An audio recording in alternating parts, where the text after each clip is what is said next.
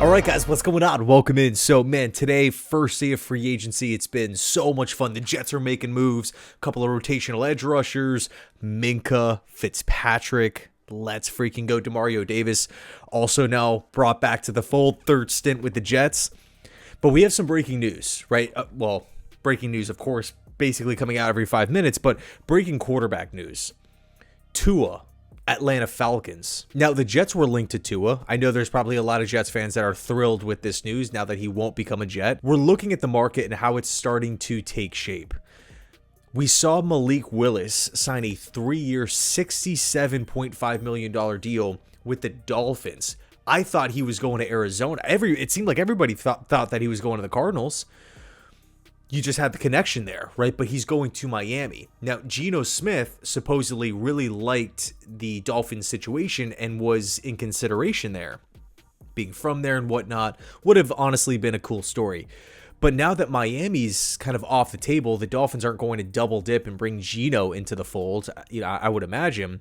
It makes you ask the question, where does Geno end up? And what do the Arizona Cardinals do? Where do they pivot? Do they maybe want to hang on to Jacoby Brissett now? Do they want to bring in a Jimmy Garoppolo? Does Geno make sense in Arizona?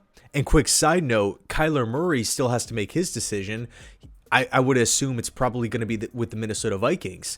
So it's interesting to see how this whole thing is playing out. But with Willis going to the Dolphins, yes, of course, it's one less quarterback for the Jets, but just never really felt like that fit was there for New York anyway. But Geno's fit feels more likely now.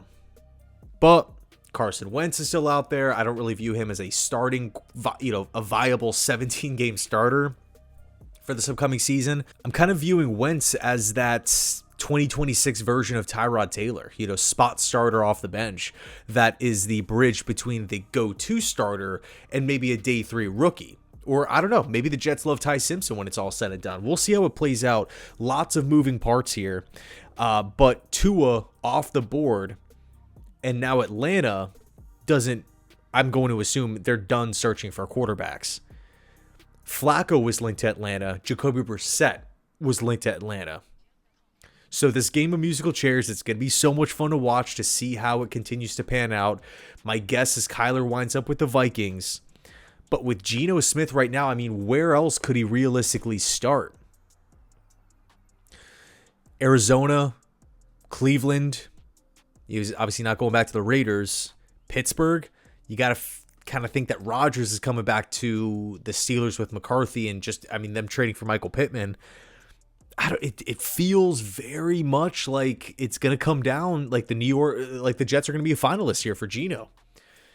So we'll see what happens. And to be honest with you, right, if Geno Smith is the starting quarterback for $1 million, $1.3 million, sign me up for that. Sign me up. I really don't think that Geno Smith is some horrible option for this Jets team, given the circumstances, understanding the market and who's out there. If the Jets, again, walk away with Geno Smith and he's the starting quarterback for the Jets in 2026, linking back up with his former teammate in Demario Davis, I really feel like we have a major boost compared to what we had a year ago. And I understand it. Geno Smith, Raiders quarterback, they finished first overall pick, lots of problems. To me, I really feel like there's one main issue with Geno. It's the decision-making. When Geno Smith's decision-making is there, he can stand in the pocket, deliver passes, hit open targets, extend plays if you need him to. He could function. He could check it down. He could function. But when he starts playing hero ball, when he starts playing recklessly, when he starts getting pressure and panicked and starts forcing the ball, thinking that, he's Superman out there, that's when you see the inaccurate passes. That's when you see the interceptions.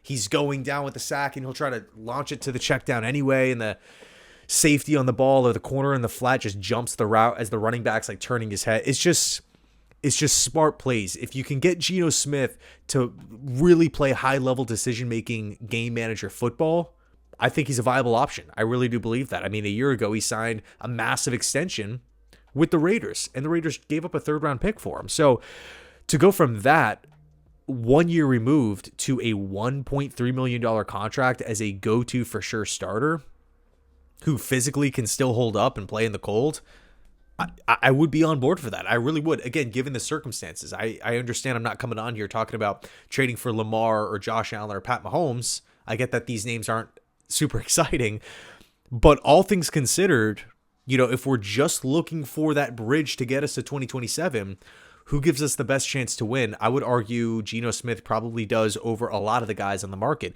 By the way, quick side note, Marcus Mariota re-signed with the Commanders. 1 year, $7 million. So anyway, let me know your thoughts down below. Thanks so much for watching. And as always, go Jets. By the way, these edge rushers getting paid a ton. Odafe Owe, $100 million. Crazy, right? Jalen Phillips, $120 million. You're looking at some of these edge rusher moves that the Jets made, right? With Enigbare and Osai. Yeah, like on the surface, it's like shock value. Whoa, we're investing some money here. Double digits for both signings. But, I mean, when it's all said and done, like these edge rushers are Kwity Paye got a ton of money. Boye Mafe got a ton of money. Like, I'm kind of with Darren Muji here with okay, we need starters and we need rotation guys.